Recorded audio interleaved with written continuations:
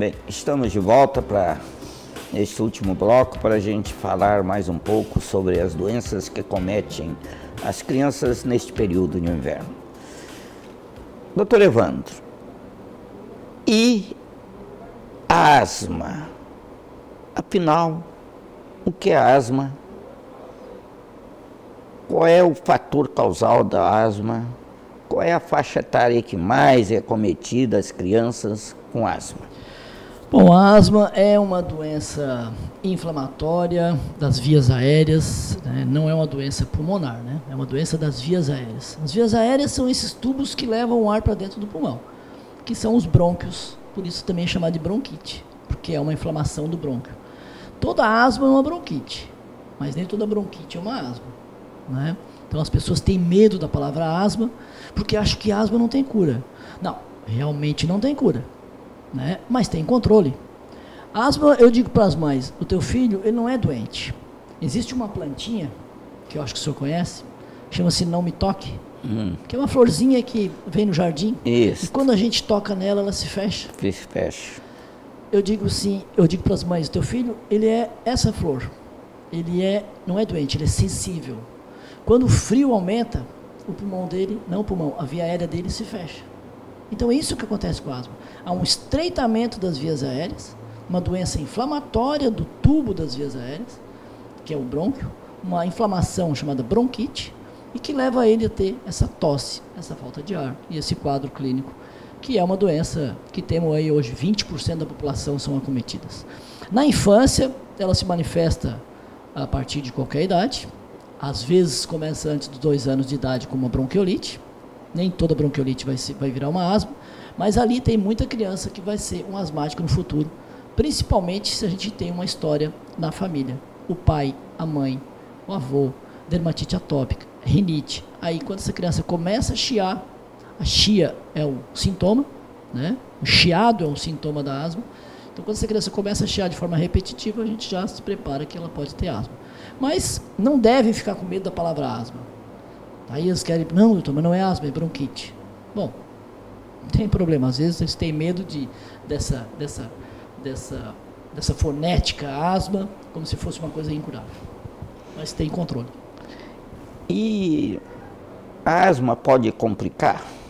Pode sim, se não tratada, não diagnosticada, nós podemos levar essa criança, às vezes, a UTI por insuficiência respiratória. Hoje nós temos no Brasil a asma, o índice de mortalidade dela no Brasil não é alto. Morrem cerca de 2.500 pessoas no território nacional por asma. Por ano? Por ano. Não é uma incidência alta, comparado aí com morte violenta, com morte no trânsito, é uma incidência baixa, né? Mas poderia ser menor. E essas 2.500 pessoas que morrem é por falta de tratamento correto, infelizmente. Falta de conhecimento de quem dá assessoria para esses pacientes, tanto na infância quanto na vida adulta. Então, hoje a gente vê as pessoas usando o medicamento de forma errada, a famosa bombinha. Bombinha não deve nem chamar porque parece já uma bomba, mas é o spray. Tem gente que usa spray de forma errada a vida toda, eu carrego no meu bolso o spray e tal. Esse é um candidato aí a não ter um final feliz porque não está fazendo o tratamento correto. Então, as mães vão ao consultório, eu digo, não precisa chorar, vai ter uma vida normal. Vida normal. Ele pode ser um atleta, pode viver até os 90 anos de idade. Morre com asma, mas não morre pela asma. Se fizer um controle e um tratamento correto. Tem que chegar ao diagnóstico, né? Pois é, esse assunto asma eu acho muito interessante. E quais são os cuidados que os pais devem ter com uma criança asmática? Doutor Mário, só voltando à pergunta anterior, sobre quais são as causas. É uma doença multifatorial. Ela é multifatorial, ela tem muitas causas. Genética principalmente. Então, tu tem que ter uma predisposição genética. Genética. Sempre tem um histórico na família, né? Isso. E tem o fator predisponente, que é o quê? É pegar uma infecção, é pegar uma pneumonia, é pegar uma gripe. Aí é o gatilho. Desengatilha, tu engatilha a asma. Tu começa a ter as crises de asma a partir daí, mas tu tem que ter uma predisposição genética. Os cuidados, primeiro chegar ao diagnóstico. Chegou o diagnóstico, vida normal. Cuidado no inverno. Cuidado é com o tratamento. Mas vida normal. Ah, pode chupar sorvete? Pode. Pode tomar banho de mar, pode andar de bicicleta, pode correr? Pode. Deve. E deve. A gente tem que estimular que essas crianças façam exercício. Tanto de forma lúdica, brincar com motoquinha em casa, quanto ela brincar no pula-pula, quanto ela entrar na natação, entrar no futebol. Não existe um esporte predileto para asma. Qualquer esporte é bom. Então, o cuidado é chegar ao diagnóstico, fazer o tratamento. Lógico, nós temos uma asma leve até uma asma grave. Quando nós temos uma asma grave, aquela asma de difícil controle, que são aí menos de 2% da população asmática, até menos ainda, que são asma de difícil controle mesmo, é lógico, tem que ter um cuidado, porque essas crianças têm uma asma muito importante, elas têm uma dificuldade importante de fazer atividade física, mas elas são estimuladas a fazerem dentro do limite da capacidade delas e fazer o tratamento correto, mais que correto, às vezes 12 meses por ano. Então, tem aqueles asmáticos que são sazonais, que fazem só tratamento ali de maio até setembro, depois eles passam bem, os restos 6 meses do ano bem, 6 meses usando a medicação. Tem dano? Não tem. Prejuízo? Prejuízo é se não tratar. Porque o medo da medicação é outro folclore, né? O medo da bombinha faz mal para o coração, meu filho não vai crescer. Então, tem muita coisa que dá para falar em asma aqui 5 dias direto. Mas os cuidados são com o diagnóstico e o tratamento. E um assunto importante, outro relacionado à criança e os pais, muitas vezes a preocupação é quanto ao agasalho. Né? A criança, quando, como agasalhar a criança? Isso serve também para as pessoas adultas, mais idosas. A gente tem que ter bom senso, não pode agasalhar a criança a ponto de ela ficar numa situação do inverno suando. Isso já é falta de bom senso. Para que eu vou botar uma roupa na criança porque está frio, até o ponto dela estar pingando porque está frio? Então a gente tem que ter bom senso, botar uma roupa adequada. E falando em asma, a roupa adequada tem que tomar cuidado, por quê? Porque a roupa do inverno, normalmente, ela tem que ser lavada antes dessa criança vestir.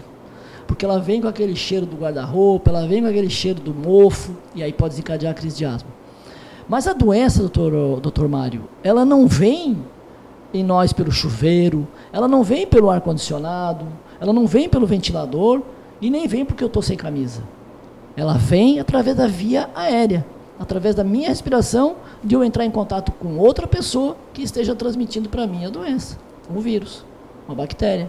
É lógico que se eu me expor a um frio despreparado, sem camisa, ou saio de um banho quente, há uma quebra da minha imunidade.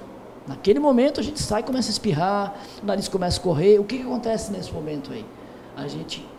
Nós quebramos a barreira de defesa, e se tiver um vírus ali circulando, uma bactériazinha ali sem fazer nada, ela aproveita. Daí ela entra no teu organismo. A partir dali tu ficou doente. Então não foi porque tu andou sem camisa, porque se eu pensar bem, então as crianças tomariam banho de mar do quê? De bota? Não pode andar descalço? Tem que tomar banho de mar de sapato e tênis, de sapato e meia, porque não pode andar descalço? Na friagem? Não. As crianças ficam na água gelada do mar, 2 horas, boca roxa, e não ficam doentes. No verão, mas está lá água gelada. Às vezes o nosso mar aqui é muito gelado. Então, se pegou pelo pé, não pega pelo pé. Agora, bota ela dentro do carro, liga o ar-condicionado, do lado do irmãozinho que está espirrando. Vai ficar doente também. Então, o agasalho tem que ser dentro de um bom senso, porque não vai te evitar pegar doença. Pode estar muito bem agasalhado, sentar ao lado de um cidadão na missa, que está com uma doença, e tu vai chegar doente também. E bem agasalhado, mas eu fui bem agasalhado, fui até de touca, fui de cachecol. Será que foi só ali da igreja até entrar no carro? Então, as pessoas costumam falar assim, eu levei ele de manhã cedo na creche, saí do carro até a entrar na escolinha, já pegou. Não pegou nesse trajeto, porque não levou a touquinha da criança. Mas é uma pergunta boa. Muito bem. Outro assunto importante, eu acho que acomete muitas crianças, são as sinusites. Sim. Qual é a tua experiência sobre sinusite em crianças? De 1 ano, 2 anos, 3 anos, 4 anos? Doutor Mário, a sinusite, existe alguns autores, ou existe alguns médicos palestrantes aí que a gente vai nos congressos tal, que eles insistem em dizer que a criança não tem sinusite. Também concordo. Concordo que criança de 1 ano, de 8 meses, como eu já vi alguém tratar, sinusite, não existe, não tem seio maxilar, não tem seio, tem o seio etimoidal, esferoidal, que são pequenas cavidades ali que estão se formando, mas o maxilar e o frontal, que só sai acima dos 5 anos e o maxilar acima de 2, que são os mais comuns da sinusite, vai ter após os 2 anos de idade. 1 ano e 10, 1 ano e 8 já começam a ter. Mas é frequente, é comum, às vezes vira uma moda, todo mundo tem sinusite, todo mundo tem refluxo, todo mundo tem intolerância ao leite, então tem que tomar cuidado. Eu sou a favor do que o diagnóstico da sinusite tem que ser radiológico, porque a gente pega muito quadro clínico assim, tu pode botar a mão no fogo e dizer, é uma sinusite, faz o raio-x, não tem nada. Então, acho que o diagnóstico tem que ser clínico e radiológico. Clínico e radiológico. É uma doença frequente, tem bastante, porque nós temos muitas doenças respiratórias aqui.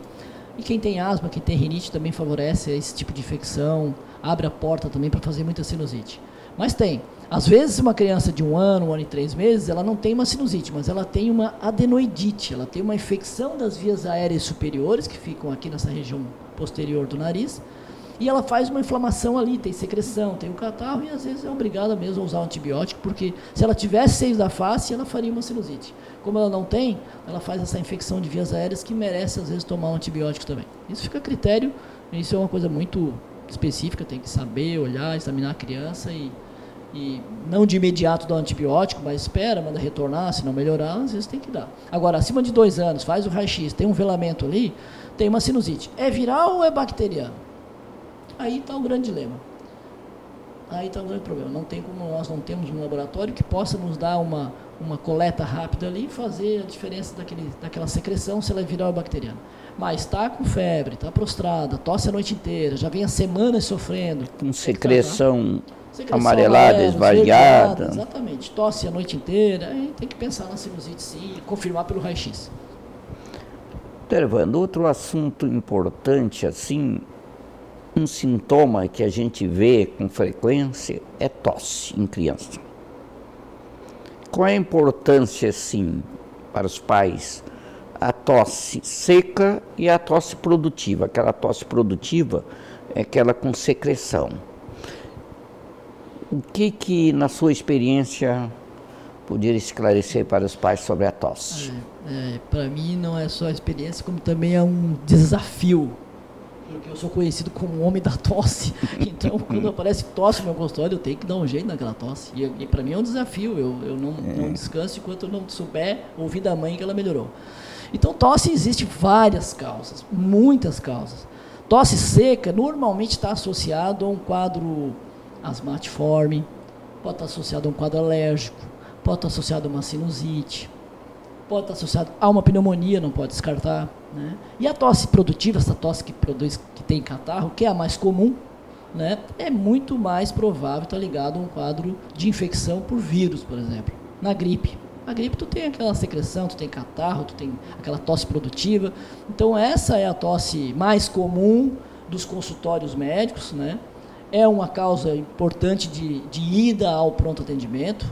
É um motivo importante dos pais levarem as crianças ao consultório, principalmente no meu, assim, eu atendo 90% lá é tosse, mas tem muita coisa escondida atrás da tosse. Tem asma, tem doença alérgica, tem a mucoviscidose, tem a fibrose cística, tem a sinusite, tem uma tosse por refluxo, né, que é importante saber. Então, as características da tosse, tem mãe que manda para mim mensagem e diz, o que eu faço? Ele está com tosse.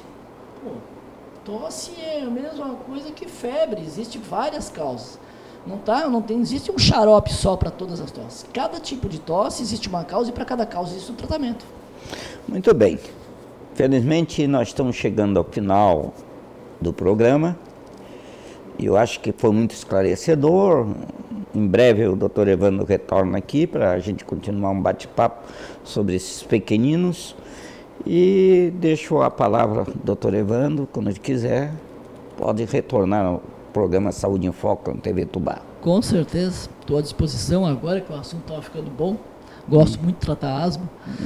Mas fico aí à disposição, doutor Mário. Eu acho que isso é uma oportunidade ótima que está se dando para a população, para esclarecer muitas dúvidas comuns das pessoas, as perguntas muito pertinentes, boas as perguntas.